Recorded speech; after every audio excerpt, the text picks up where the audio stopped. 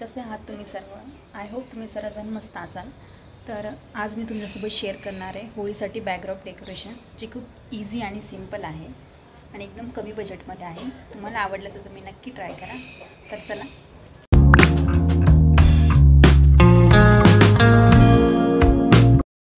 तर इथे मी जे संक्रांतीला आपण मानासाठी मटके आणतो ना छोटे छोटे, तर हेच मी इथे घेतलेले आहेत।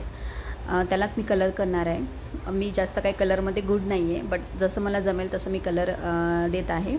आणि यामध्ये मी होळीचे कलर नंतर फिल करणार आहे, जे तुम्हाला व्हिडिओमध्ये समोर दिसेलच। तर इथे मी असे जे मला जसं जमेल तसं मी कलर करत आहे।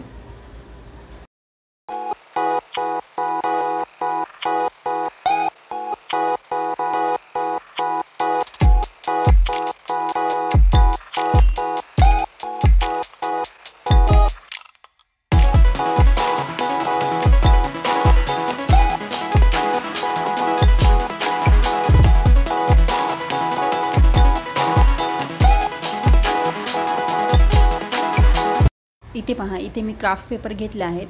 ॲक्च्युली मी हे 2 साईजमध्ये घेतलेले आहेत। हे थोडेसे थिन आहेत।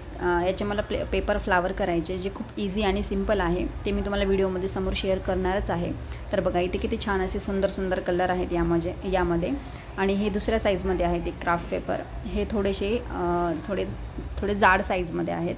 तर याचे पण मी फ्लावर करणार आहे। एक छोट्या साईजमध्ये फ्लावर करणार आहे आणि एक मोठ्या साईजमध्ये फ्लावर करणार आहे। इथे पहा, मी जसं फोल्ड करते ना, हे असं फोल्ड करत जायचं आणि त्याच्यानंतर आपल्याला स्टेपलरच्या साहाय्याने किंवा तुम्हाला जर थ्रेडच्या साहाय्याने पण तुम्ही हे फ्लावर अटॅच करू शकता। आणि फेमिकॉलच्या साहाय्याने आपल्याला हे फ्लावर असे करत जायचे आहेत। तर वेगवेगळ्या प्रकारचे मी असे फ्लावर केले आहेत इथे।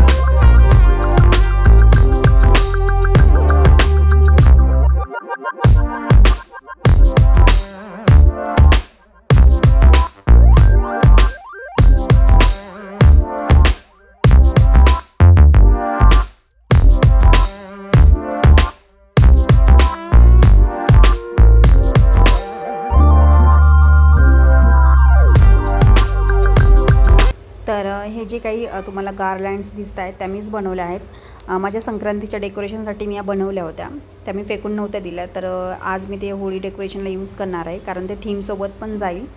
तर हे पहा, जे फ्लावर्स आहेत ना, मी ते एकदम एंडला या गार्लँडला चिटकवले आहेत फेमिकॉलने। तर हे नंतर मी हँगिंग करणार आहे। तर पहा, किती सुंदर असे दिसत आहेत या गार्लँड।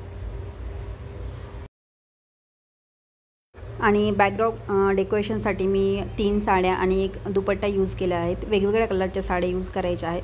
तुमच्याकडे ज्या साड्या असतील त्या तुम्ही यूज करा, पण शक्यतो काठापदराच्या साड्या नाही यूज करता। अशा ज्या साड्या थिन आहेत, थोड्याशा नेटमध्ये आहेत, त्या साड्या एकदम छान दिसतील।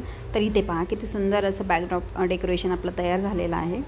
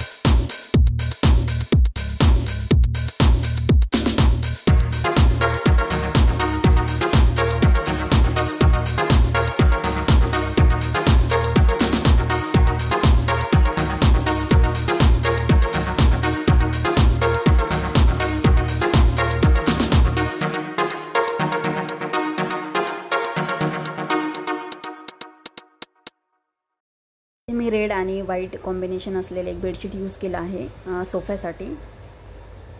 आणि हा मागच्या वर्षीचा मॅट होता, आम्ही आणला होता, तर त्याचा आता काही यूज नाही आहे, त्यामुळे मी त्याला थोडंफार असं डेकोरेशन केलं आहे.